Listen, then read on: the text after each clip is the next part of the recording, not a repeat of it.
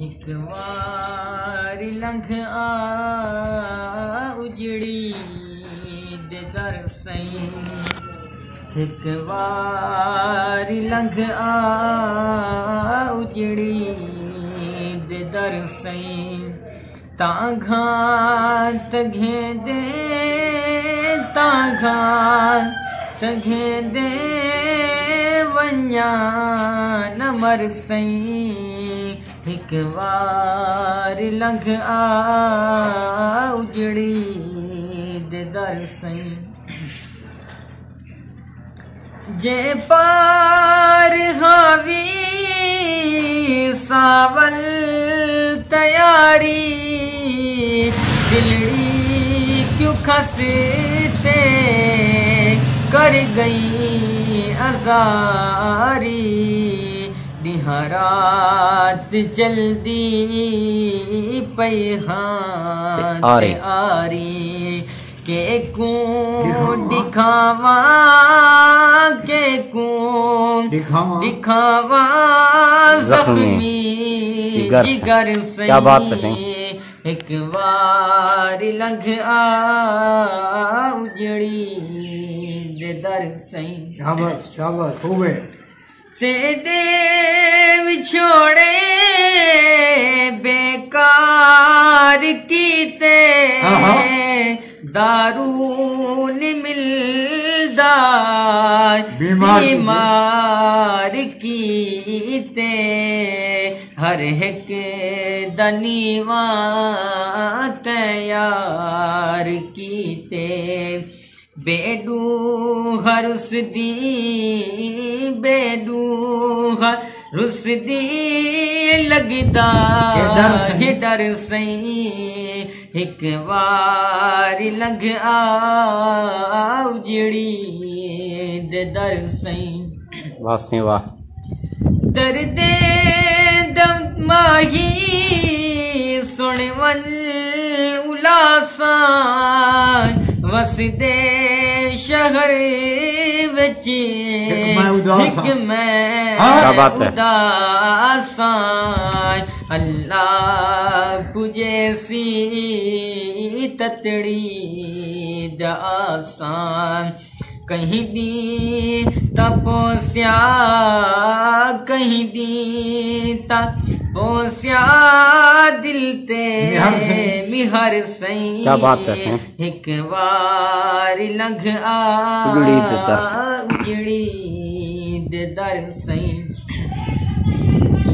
आशिक सदा कई पीता निभागे पापेर घुंघरू नचते दिखागे तोड़े मौत आ गई मरते अलागे पाछाड़ कफनी पाछाड़ कफनी गे पूरी कर सईं एक वारी लंघ आ उजड़ी दे दर सईं वाह वाह तेरी मूंझ माही तन मास खा गई रस्ते तके दे अज मौत आ गई क्या बात है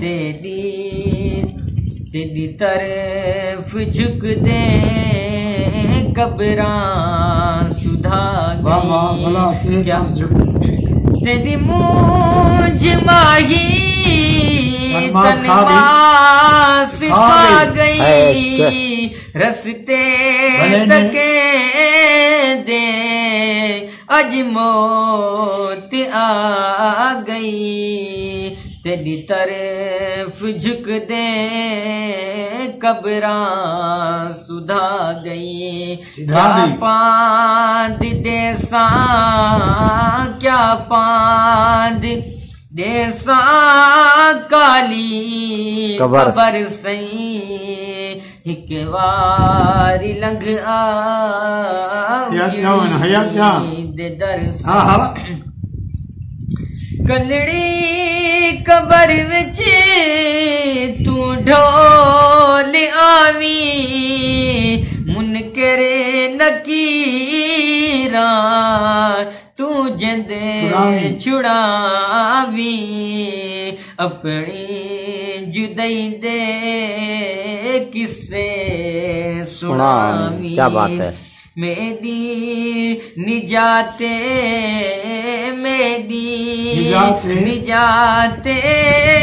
तेरा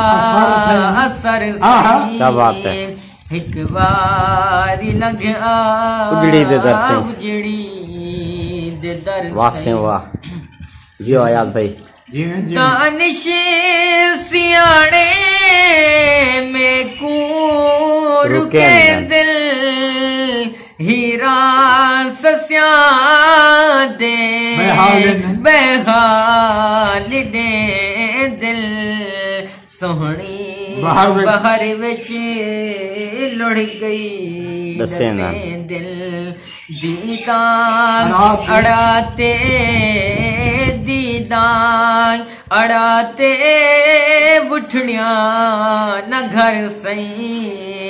एक बार लंघ आ उजड़ी दे दर सही ताघा